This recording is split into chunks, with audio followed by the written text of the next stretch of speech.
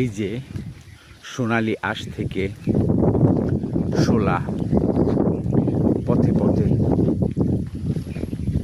দাঁড়িয়ে রেখেছে কৃষক, এটিও একটা ভঙ্গিমা। ওই যে জাগ দিয়ে রেখেছে,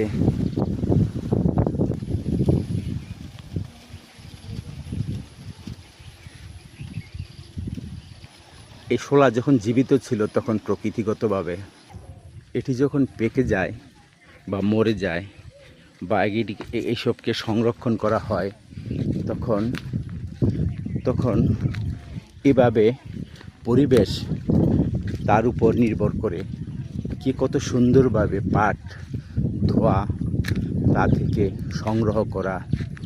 এটি একটা শৈল্পিক ধারণা, যে কেউ মনে করতে পারেন।